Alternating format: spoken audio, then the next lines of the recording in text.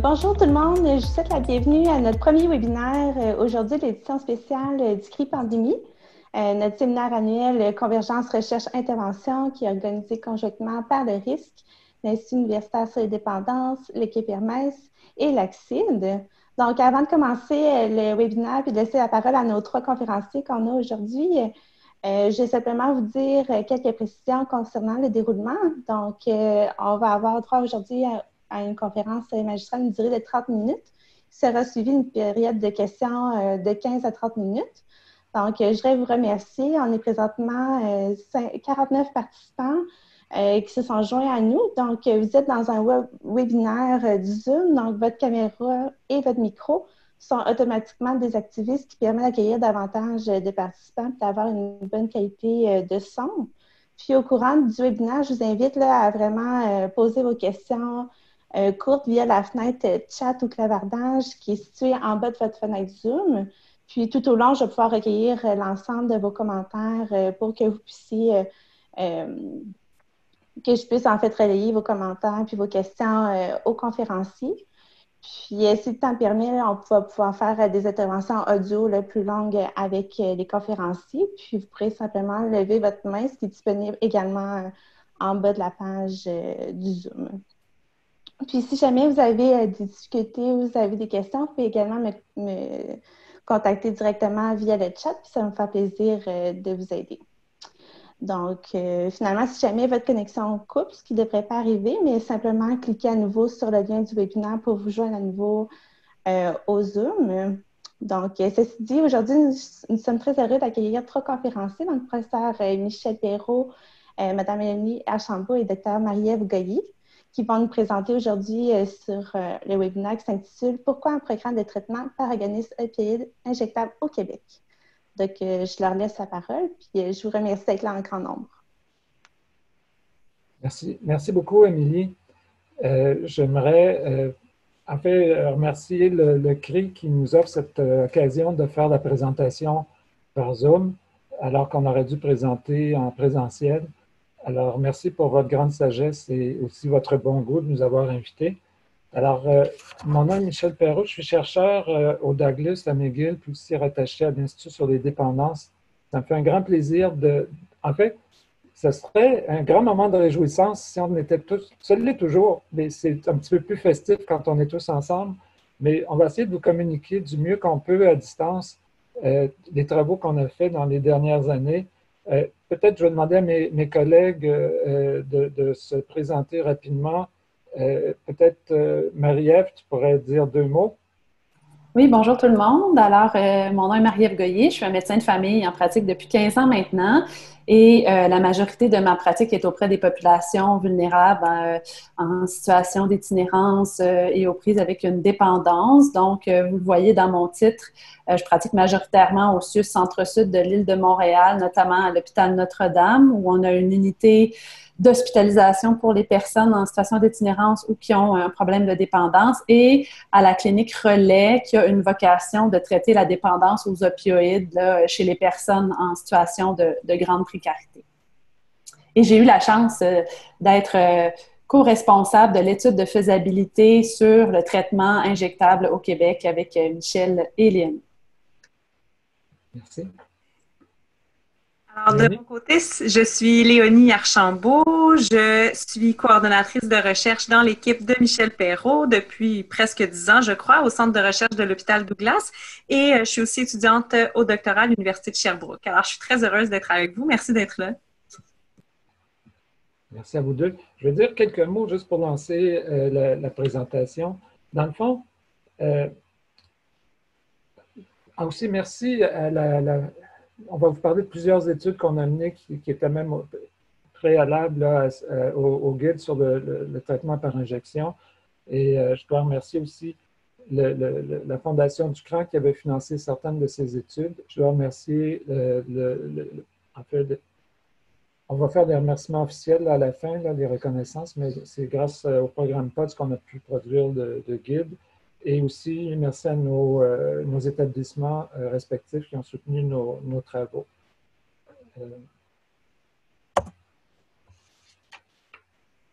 Alors, il n'y a aucun conflits d'intérêts qu'on a à déclarer parmi les présentateurs. Je vais dire juste quelques mots pour un peu avoir l'air savant. En fait, vous voyez le titre, hein, on parle de traitement par agoniste, puis je me suis dit, ici, on n'a pas des spécialistes, puis je n'ai pas vraiment confiance à Marie-Ève ou Léonie pour vous expliquer les choses importantes. Alors, je me suis dit, je vais vous l'expliquer dans mes termes, parce que c'est une nomenclature qui est différente là, de l'époque, ça fait depuis 99, là, je travaille là-dessus, puis on avait d'autres expressions que je ne dirais pas pour désigner les traitements. Mais dans le fond, ma compréhension, c'est que l'agoniste, c'est un médicament qui produit des effets identiques à la substance de référence. Donc, la méthadone, c'est un agoniste dans le sens où ça produit, c'est un opioïde comme l'héroïne, et puis on l'a utilisé en remplacement. Je fais attention à mes termes, je vais me faire corriger en chemin. Mais il y a des substances qu'on utilise, comme la méthadone, la buprenorphine, et qu'on a pu utiliser en fait depuis 2008 la buprenorphine. Avant ça, c'était uniquement la méthadone.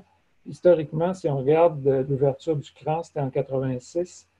Il y avait ensuite le CHUM, la clinique le familial du Jewish. Puis ensuite, à partir de 98, il y a eu d'autres centres au Québec. Mais les traitements qu'on utilisait, c'était méthadone, buprenorphine.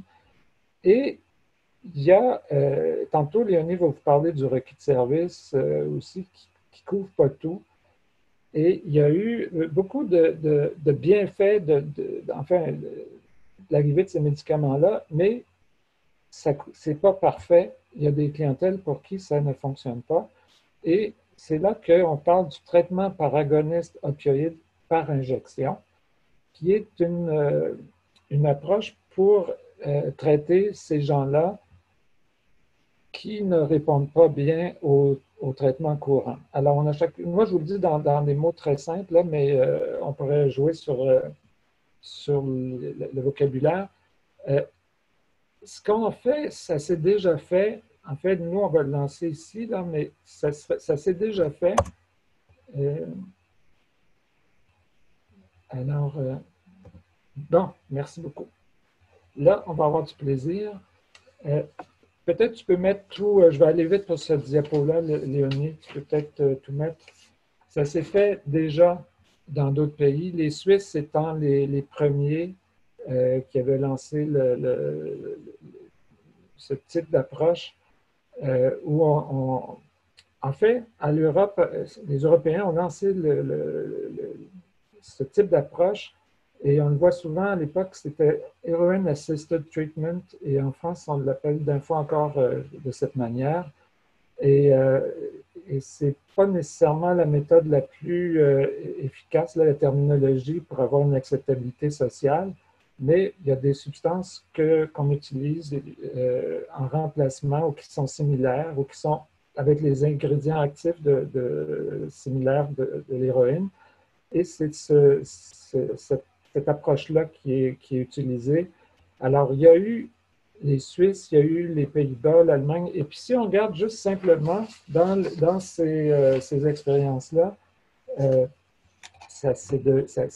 en Suisse, il y a 21 cliniques qui étaient opérantes en 2015. Pays-Bas, il y en avait 17. Allemagne, 7 cliniques en 2012. Royaume-Uni, il y en avait 3.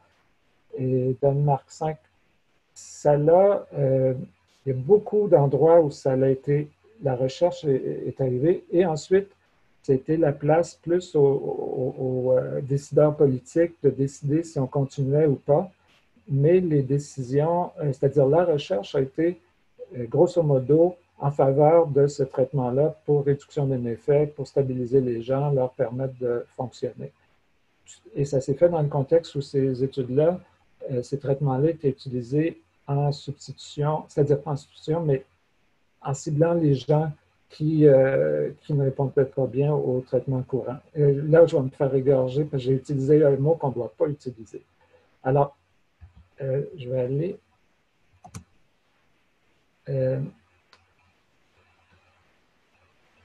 au Québec,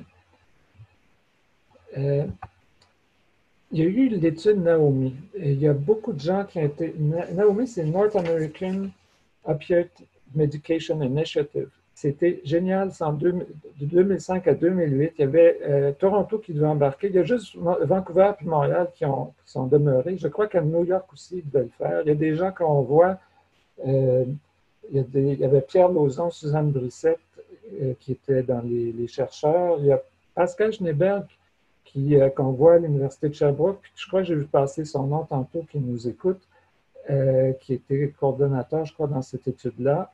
C'était assez génial, sauf qu'à Montréal, on n'a pas repris le programme à l'époque, alors que Vancouver l'a fait. Alors, il y a eu une étude à Vancouver, Salomé. Aussi, là, on vérifiait différentes formules, l'hydromorphone, si c'était équivalent à la diacétylmorphine qui, elle, est apparentée à l'héroïne. Et ça semble fonctionner. Il y a eu requis de service. Et tout ça, ça s'est fait. À Montréal, il y a eu toujours un progrès qui s'est produit, c'est-à-dire le cran a toujours poussé pour qu'on continue à trouver une façon d'améliorer l'accès au traitement. Ils ont fait de manière périodique, ils nous ont commandé en fait un requis de service en 2017 pour voir l'état de situation à Montréal. Léonie va vous en parler. On a fait, suite au requis de service, on avait, Léonie va me corriger, mais c'était autour de 44% de couverture. Une évaluation des besoins pour un traitement par injection pour essayer de rejoindre des gens qu'on ne rejoignait pas autrement. Il y a eu les guides en Colombie-Britannique, ils ont sorti un guide sur le traitement par injection. Il y a eu au Québec une stratégie nationale pour les surdoses en 2018 qui était publiée où on proposait de mener de la recherche sur ce type de traitement-là.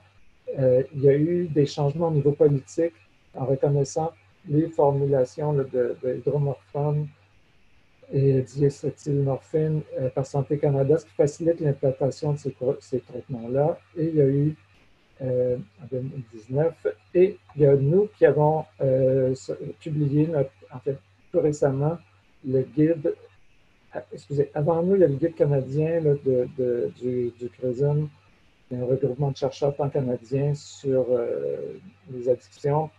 Il y en a certains spécialisés sur les opioïdes. Et nous, on a récemment terminé l'étude de faisabilité pour ce traitement-là à Montréal et on a publié le guide et on va vous en parler au cours de la présentation. Alors,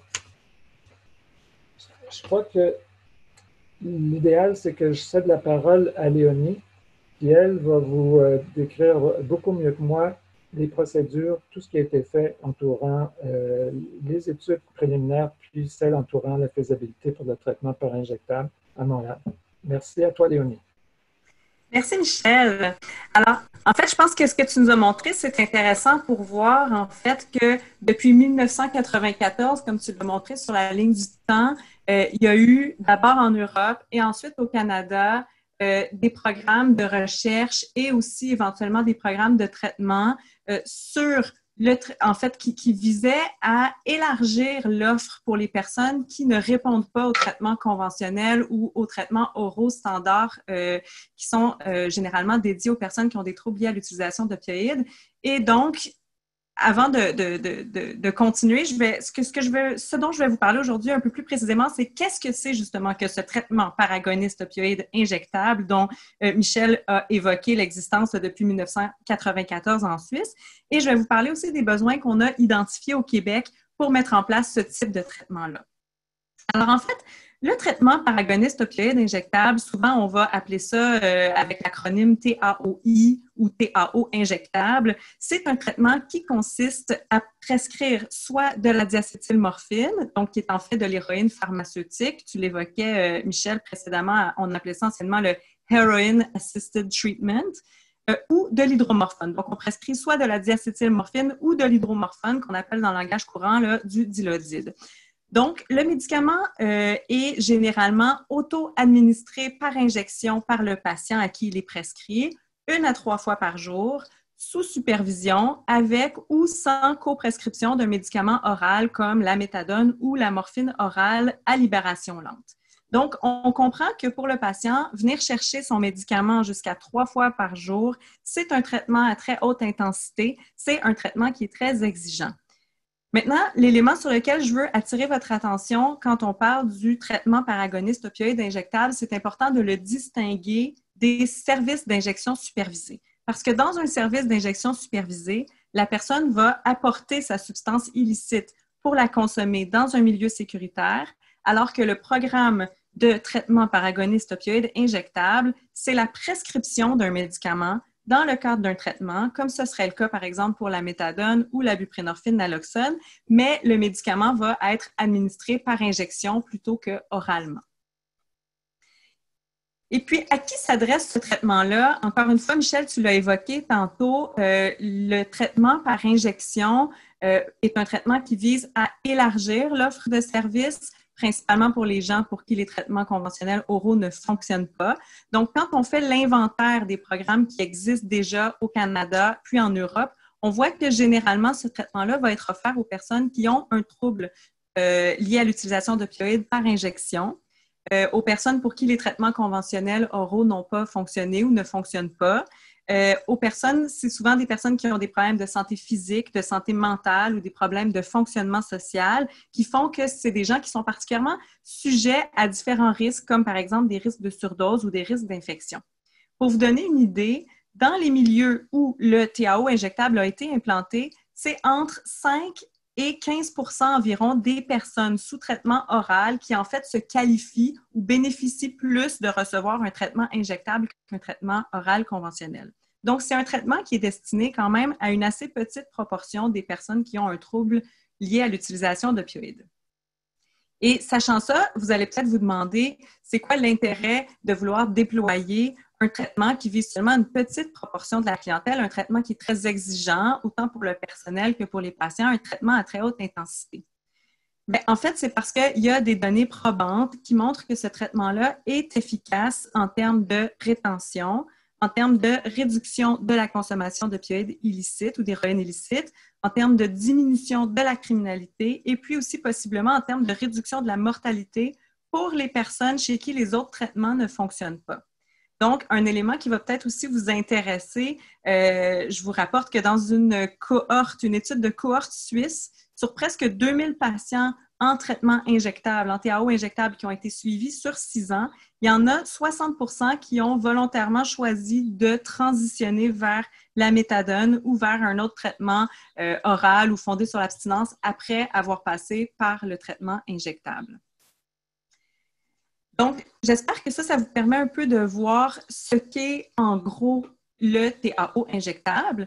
Maintenant, on avait comme mandat de voir aussi dans l'étude de faisabilité, de se demander, est-ce qu'on a besoin de ce traitement-là? Parce qu'avant de déployer un traitement, avant de déployer une offre de service, il faut se demander si on en a besoin. Donc, on a travaillé là-dessus. Pour le faire, on a examiné des données, entre autres, sur les surdoses, sur le nombre d'usagers en traitement dans différentes régions du Québec. On a fait un sondage qu'on a diffusé aux professionnels, aux intervenants du domaine des troubles liés à l'utilisation d'opioïdes au Québec. On a rencontré des informateurs clés, puis des personnes avec un vécu expérientiel de consommation d'opioïdes pour avoir leur point de vue. Et là, je vais vous donner quelques résultats en vrac. Si vous êtes intéressé à en savoir plus sur la méthode ou sur les résultats qu'on a obtenus avec cette étude de faisabilité, on a un site web dont vous verrez là, le lien à la fin du PowerPoint et vous pourrez le consulter pour voir un peu l'ensemble de nos travaux. Mais donc, aujourd'hui, je vous fais juste un teaser avec quelques informations qui, je crois, vont vous intéresser.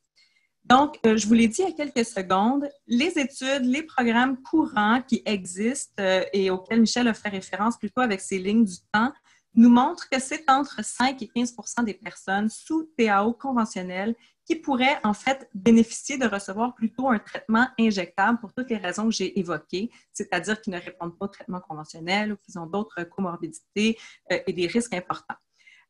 Donc, en termes de besoins, on partait notre étude de besoins avec la prémisse que, en général, c'est 5 à 15% des personnes qui pourraient bénéficier du traitement injectable, 5 à 15% des personnes qui sont sous TAO conventionnel.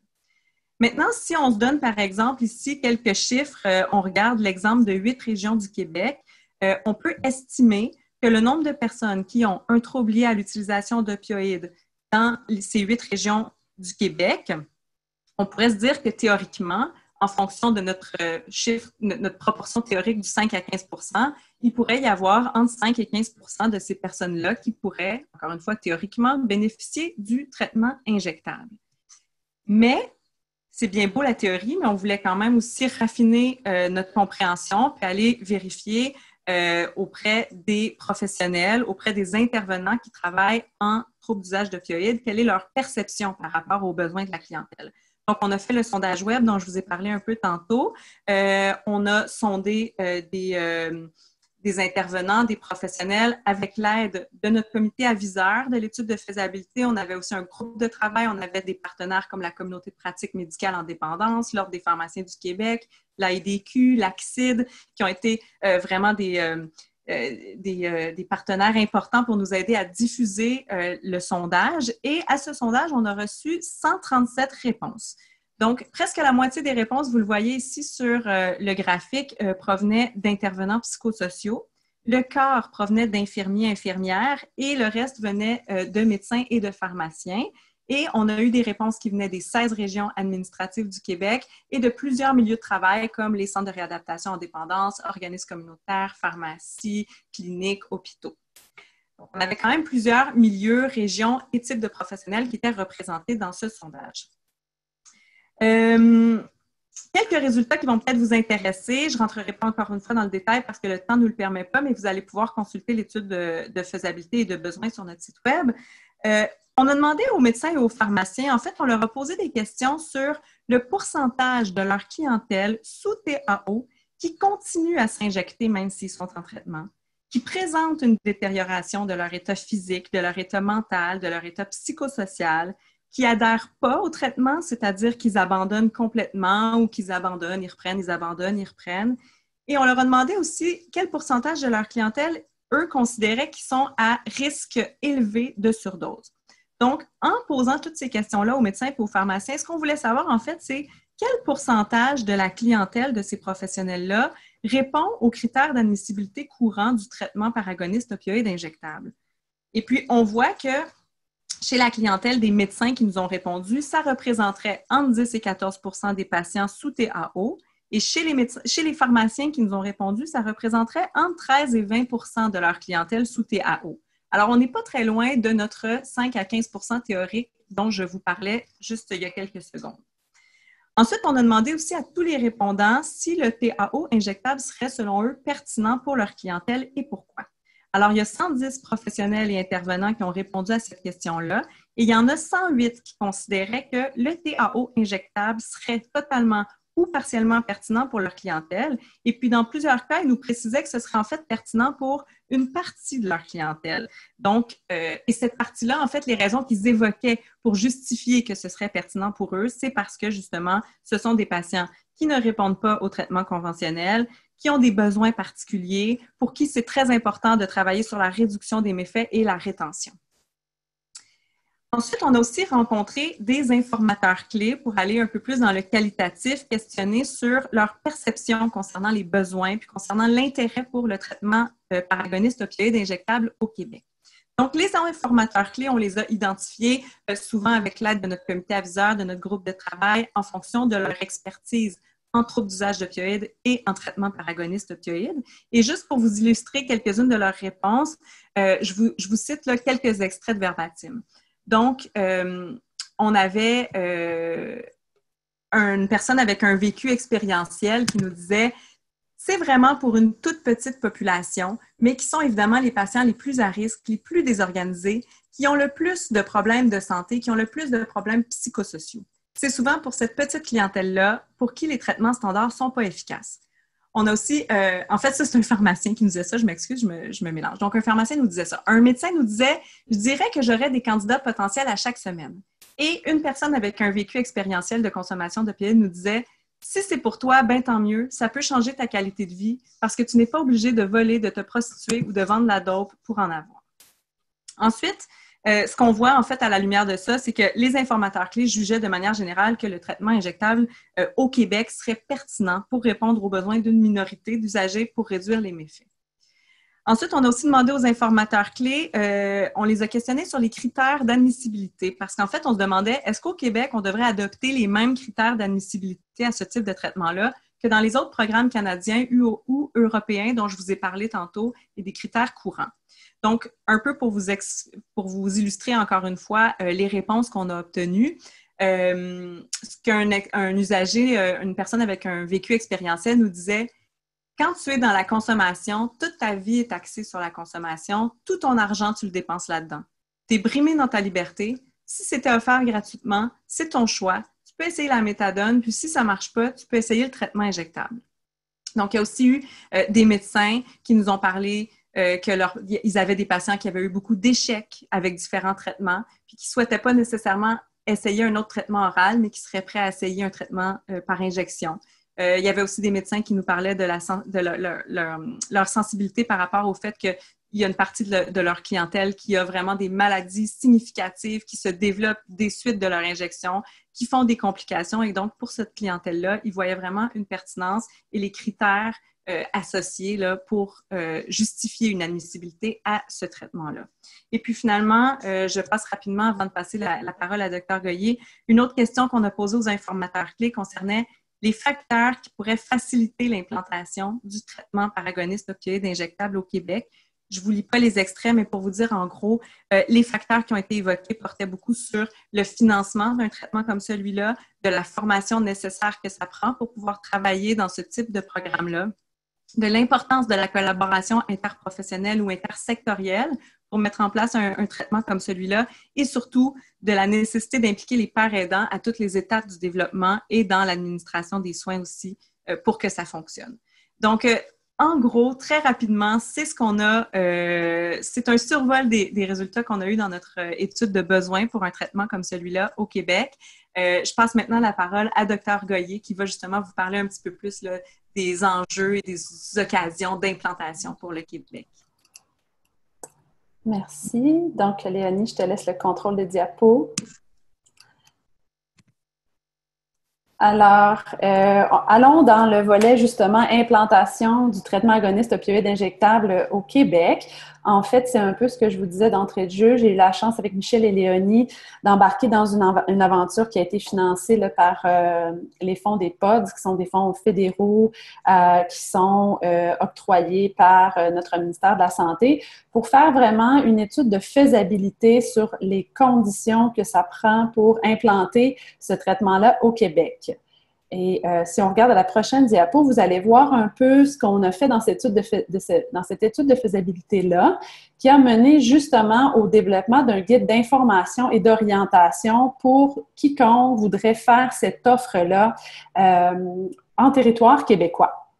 Et dans les faits, ce que vous allez retrouver dans ce guide-là, c'est deux volets qui sont synergiques et qui sont tous les enjeux liés à l'organisation des services que vous avez besoin de connaître au Québec si vous voulez implanter ça, et tous les enjeux cliniques, donc qui peut faire quoi, qu'est-ce qu'une infirmière peut faire, un père, qu'est-ce que ça peut faire, et quelle dose on prend, c'est quoi les critères d'admissibilité, donc tout le volet très, très clinique pour arriver à une offre de service qui fonctionne bien.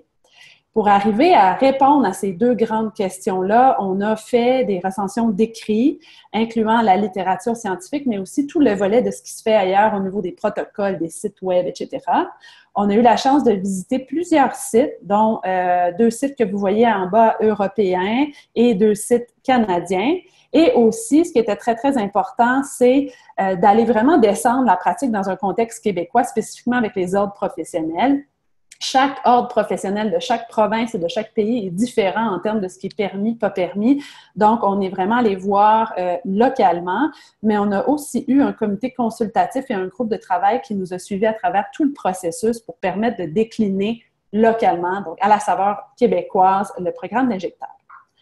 Ce que vous voyez ici, c'est un état des lieux de ce qui se fait déjà au Canada en termes de programme injectable. Probablement aussi que cette diapo-là est déjà désuète dans le sens où on voit une évolution très, très rapide actuellement avec des programmes qui sont créés, qui sont essayés, qui bougent et qui, entre autres, en période de COVID, ont subi des modifications aussi. Donc, bien évidemment, la Colombie-Britannique a été la pionnière là-dedans avec plusieurs modèles. Le premier étant la clinique Crosstown, qui est la clinique qui a fait l'étude Naomi et ensuite l'étude Salomé et qui, après les études, s'est transformée dans une offre clinique. Mais si on peut juste reculer, Léonie, à la diapo précédente, il y a eu une émergence aussi toute récente en Alberta et en Ontario où on voit vraiment une diversité de modèles. Donc, oui, on peut passer à la prochaine. Ce que vous voyez, la prochaine diapo, c'est un aperçu de la clinique Crosstown, qui est la première et qui nous montre que l'évolution du phénomène du traitement agoniste injectable ressemble beaucoup, même si ce n'est pas la même chose, comme Léonie l'a dit tout à l'heure, à l'évolution des services d'injection supervisés. Ce que je veux dire, c'est qu'on commence avec une grosse infrastructure dédiée parce que c'est la première fois, parce qu'on est sur des terrains glissants au niveau de l'acceptabilité sociale, mais au niveau aussi d'une pratique novatrice. Finalement, on finit habituellement par se rendre compte que c'est pas si compliqué que ça, puis que ça peut être des modèles beaucoup plus simples.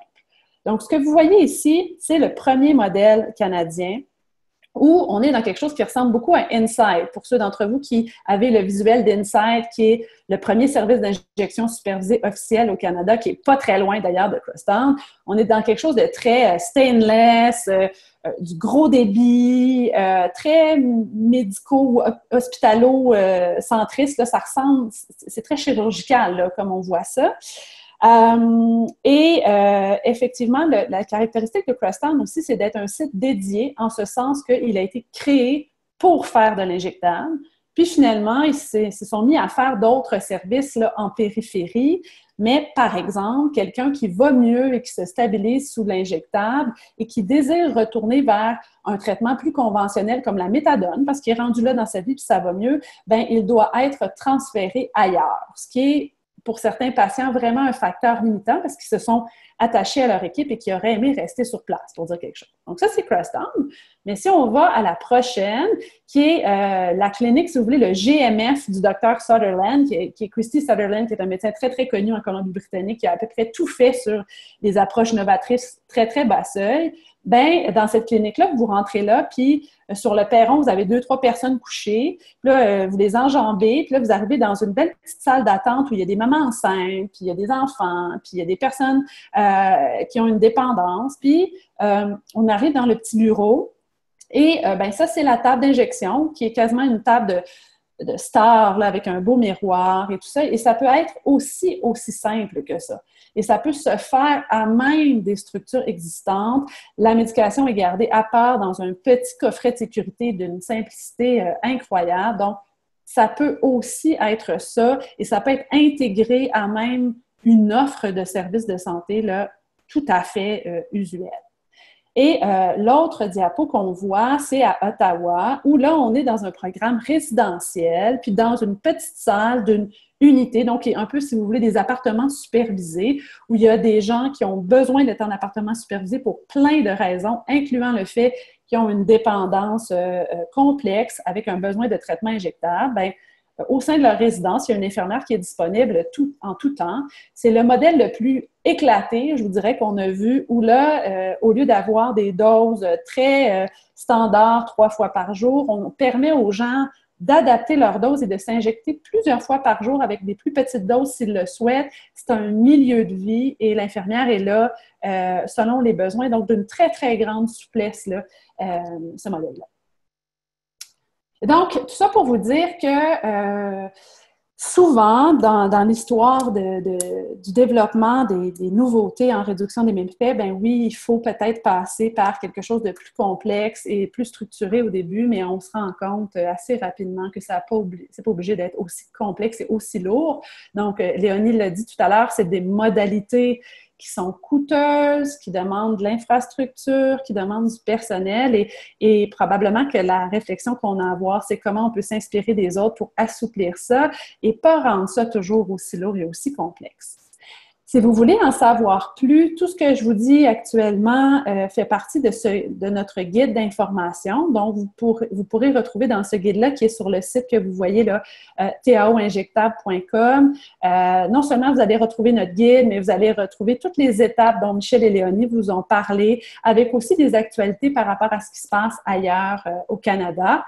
J'en profite pour faire la parenthèse pour vous dire que pendant qu'on faisait l'étude de faisabilité, on a quand même eu des lignes directrices canadiennes qui viennent du CRISM sur comment faire de l'injectable. Donc, on est dans une pratique de plus en plus balisée, très evidence-based et effectivement, on est en retard par rapport à si on regarde en Europe ou même si on regarde le reste du Canada. Donc, je vous invite à lire ça, une petite lecture toute simple pour vos lectures de chevet dans la période COVID. Et je termine en vous parlant justement du premier projet montréalais de TAO injectant qui a commencé à se mettre en branle un petit peu parallèlement à l'étude de faisabilité. Dans les faits, on s'est nourri constamment de ce que l'étude de faisabilité nous disait et nous donnait comme matériel pour faire avancer ce premier projet-là. Malheureusement, nos jambes ont été vraiment littéralement coupées par l'arrivée de la COVID. Quand COVID est arrivé, on était vraiment en route pour un début en septembre 2020. Je ne suis pas capable à l'heure actuelle de vous dire quand est-ce que ça va être réaliste, étant donné l'état de la situation. Mais la bonne nouvelle, c'est que quand même, on avance. Pour ceux d'entre vous qui connaissez Relais, c'est un programme bas seuil pour des personnes qui sont dépendantes aux opioïdes en grande situation de précarité, donc habituellement des gens qui sont sans domicile, beaucoup de comorbidités en santé mentale, incarcération multiple, VIH, hépatite C, etc. Et on a, bon an, mal an, toujours entre 200 à 250 patients actifs à Relais. Donc, on a une surreprésentation de gens en grande situation de précarité et on a déjà en même notre clientèle un grand bassin, là, 10%, certainement si ce n'est pas plus, de personnes qui bénéficieraient dès maintenant du traitement agoniste opioïde injectable. On était déjà très serrés dans nos locaux, là, pour ceux qui nous ont connus depuis longtemps, proche du métro Berry. Donc, on était situé Sainte-Catherine-Amherst et maintenant, on est déménagé là, depuis janvier dans la clinique externe de l'hôpital Notre-Dame, entre autres dans une perspective de vouloir implanter l'injectable parce que ça nous donne accès à la pharmacie de l'hôpital qui peut nous préparer l'hydromorphone injectable. Et si on en a besoin, on pourrait faire venir de l'héroïne de Suisse, parce que c'est le seul moyen actuellement d'avoir de l'héroïne au Canada. C'est via un programme d'accès spécial et seulement les hôpitaux ont la capacité d'avoir accès à ce programme d'accès spécial-là. Mais pour des raisons logistiques, l'objectif, ce serait de commencer avec l'hydromorphone intraveineux. C'est du Dilaudid, l'hydromorphone. Et c'est déjà accessible parce qu'on utilise ça en douleur, en soins palliatifs, donc on en a déjà dans la plupart des pharmacies au Québec. À même notre clientèle, donc on veut commencer pour nos usagers et on avait une capacité là, initiale d'environ 30 patients. L'objectif, c'est d'offrir de 2 à 3 injections par jour, 7 jours sur 7. Et habituellement, pour que les personnes fassent leur nuit, donc après la dernière injection du soir, ils reçoivent aussi une petite dose de méthadone ou de Cadian. Le Cadian, c'est de la morphine 24 heures, pour qu'ils ne tombent pas en sevrage pendant la nuit. L'objectif de faire ce modèle-là qu'on considère un modèle intégré, c'est aussi que les patients continuent d'être des personnes qui viennent en relais et qui bénéficient de tout le reste de notre offre de services en santé mentale, en traitement du VIH, en traitement des ITSS. Donc, c'est une offre où c'est un one-stop shop ou un tout inclus, si vous voulez, où vous pouvez recevoir l'ensemble des choses. Et si vous allez moins bien, on peut vous transférer vers l'injectable. Et si vous allez mieux et vous ne sentez plus le besoin d'avoir l'injectable, vous pouvez revenir vers les molécules conventionnelles sans perdre votre suivi ou sans perdre votre lien avec votre équipe. L'autre chose qui est quand même complexe quand on regarde ce qui se passe ailleurs au Canada, c'est la continuité du traitement quand les gens sont hospitalisés ou incarcérés. On a fait ces travaux-là dans l'étude de faisabilité, mais c'est sûr que le fait qu'on soit dans l'hôpital, et si les gens sont hospitalisés à Notre-Dame, bien, on a la capacité de continuer leur traitement, ce qui n'est pas le cas dans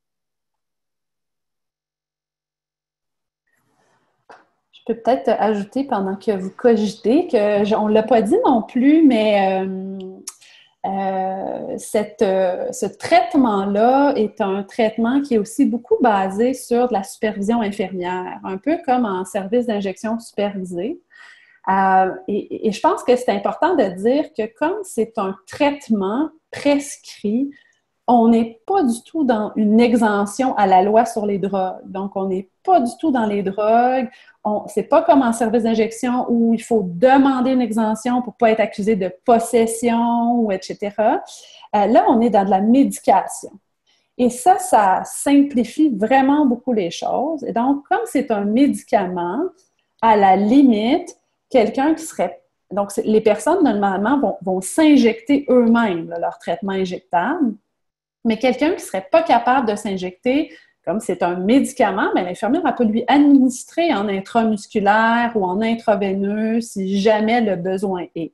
Donc ça, je pense que ça nous amène quand même une grande souplesse. Là où le bas blesse, c'est que c'est des doses de narcotiques tellement importantes. Là, pour vous donner une idée, là, pour ceux qui travaillent avec les opioïdes, là, la plupart en médecine, là, quand on donne 2 à 4 mg de dilodite par la bouche à quelqu'un aux 4 heures, là, on se trouve bien wild. Mais là, on est en train de donner des doses qui peuvent tourner jusqu'à peu près 200 mg intraveineux de dilodite. Donc ça génère chez les soignants aussi beaucoup d'appréhension de qu'est-ce qui va se passer. Et une infirmière qui n'est pas habituée à voir ce dosage-là, pourrait vraiment, si elle n'a pas eu de formation et tout ça, à être très, très stupéfaite et peut-être même ne pas vouloir la donner de peur de tuer la personne-là. Et donc, ce qu'on voit, c'est que, évidemment, nos usagers sont quand même tolérants aux narcotiques et quand on fait nos protocoles d'induction, on augmente tranquillement, puis jusqu'à temps qu'on voit que la personne est confortable, puis qu'elle peut vraiment être confortable entre chaque dose et ne pas retomber en manque. Donc, on a des protocoles très précis qui nous permettent d'augmenter tranquillement, mais quand même rondement les doses jusqu'à la dose de confort de la personne. Mais c'est vrai que c'est des doses vraiment très impressionnantes, là. Donc, quand ces personnes-là arrivent en milieu carcéral ou à l'hôpital, puis qui ne sont pas connues, puis qui disent « Ah, moi, je prends 400 mg de dilodite intraveineux par jour », les gens peuvent dire « C'est impossible. On ne donne jamais ça dans d'autres contextes. » Peut-être une petite précision aussi qui a été demandée. Donc, est-ce que la personne qui consommerait d'autres substances injectables pourrait utiliser les mêmes infrastructures pour s'injecter ou elle serait référée au site d'injection supervisée? Encore une fois, il n'y a pas de réponse unique à cette question-là. Ça dépend vraiment de ce que l'établissement a choisi, mais pour en revenir à ce qu'on disait tout à l'heure, à partir du moment où la personne aurait des substances illicites sur elle, si on veut qu'elle puisse les consommer à même l'endroit où elle reçoit son traitement médical injectable, il faudrait qu'on fasse une demande d'exemption.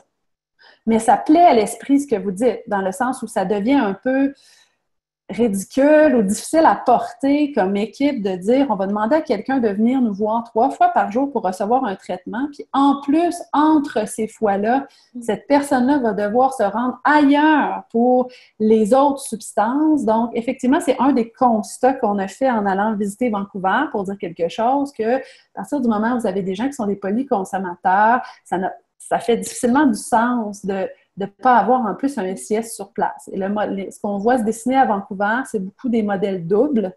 Donc, vous avez, oui, l'injectable, mais en plus une modalité SIS à côté pour, encore une fois, aller vers un modèle one-stop shop où on ne demande pas à la personne d'aller faire 4-5 endroits là, dans sa journée parce que déjà 3 fois par jour, c'est très contraignant.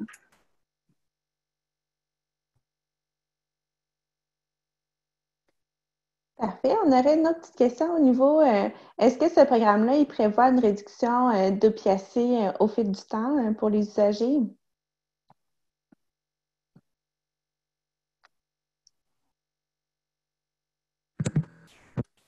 Bon, puisque mes collègues se manifestent pas, je vais dire quelque chose.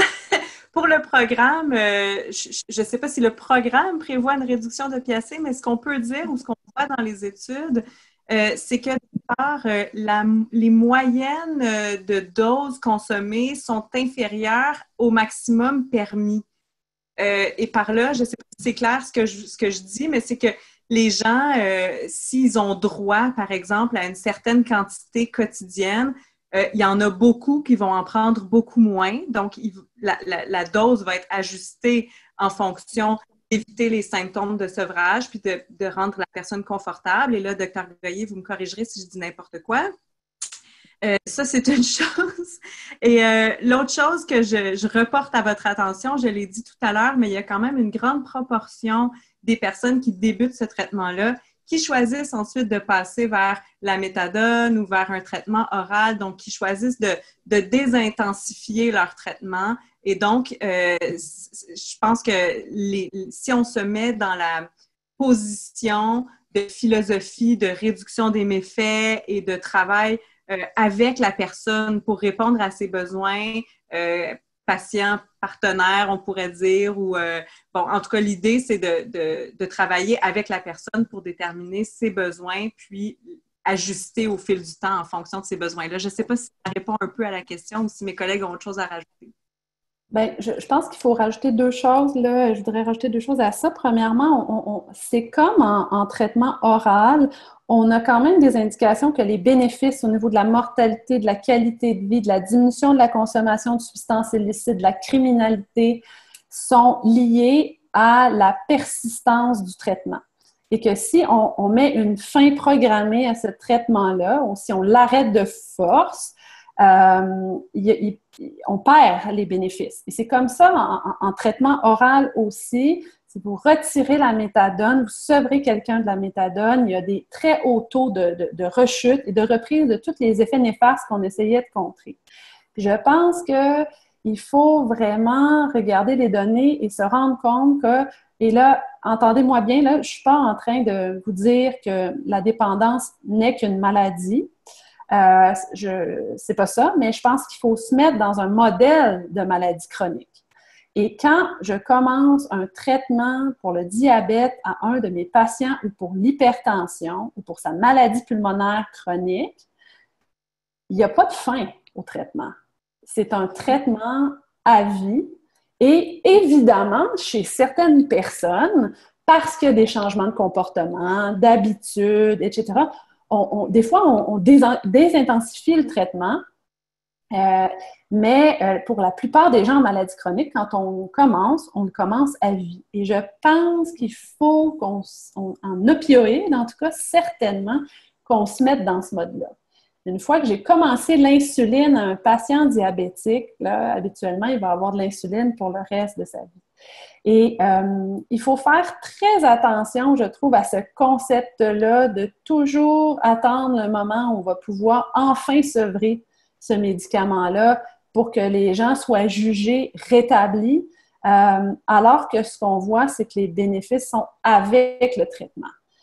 Après ça, bien sûr, puis je veux juste dire que ça induit aussi beaucoup de biais cognitifs chez les personnes qui se sentent toujours anormales avec ce traitement-là. Il faut faire beaucoup d'entretien motivationnel puis beaucoup de traitements cognitifs aux personnes pour qu'ils restent convaincus que le traitement fonctionne. Puis ça, c'est pareil en hypertension, puis c'est pareil en diabète. Donc, je pense qu'il faut faire qu'on fasse attention de ne pas participer à ça. Après ça, bien sûr que plein d'usagers, à un moment donné, vont se tanner. Puis ils vont vouloir, puis on les comprend, c'est contraignant, c'est lourd, et ils vont vouloir, à un moment donné, pouvoir passer à autre chose. Mais c'est pas tant le traitement qui les dérange que toute la logistique que ça veut dire qui fait en sorte qu'on n'arrive pas à reprendre une vie normale. Parce qu'on me demande de venir 3 jours m'injecter, ou parce qu'on me demande d'aller tous les jours en pharmacie recevoir ma méthadone. Puis que si vraiment, là, je vais bien depuis 15 ans, puis j'ai pas consommé, puis je travaille, puis ma vie est pleinement normale, bien, dans le meilleur des cas, jusqu'à tout récemment, ces gens-là, ils devaient quand même aller 1 fois par semaine en pharmacie, recevoir des bouteilles avec de liquide dedans, que tout le monde les regarde, tout le monde sait qu'est-ce qui est en train de se passer, puis boire une dose devant le pharmacien, puis ouvrir sa bouche. Donc, il y a encore quelque chose de très stigmatisant dans les traitements, puis je pense qu'il faut qu'on on s'en rende compte. Puis c'est là où on essaie de travailler aussi parallèlement à ça, de dire comment est-ce qu'on peut rendre ces traitements-là les plus neutres, puis les plus normaux possibles, puis arrêter de voir ça comme vraiment quelque chose qui est différent de tous les autres traitements de maladies chroniques, là. Mais oui, plein de personnes vont nous faire une demande de diminuer, voire même d'arrêter la médication. Et bien évidemment, on va les accompagner là-dedans, puis on ne va pas les contraindre. Mais c'est aussi vrai ce que Léonie de dire que la dose dont la personne va avoir besoin pour arrêter le cycle pavlovien là, de la consommation puis du renforcement est habituellement plus élevée que la dose d'entretien qu'on va voir dans un deuxième temps quand la personne va mieux, qu'elle s'est apaisée. On est habituellement capable de baisser les doses puis la personne ne se sent pas mal nécessaire.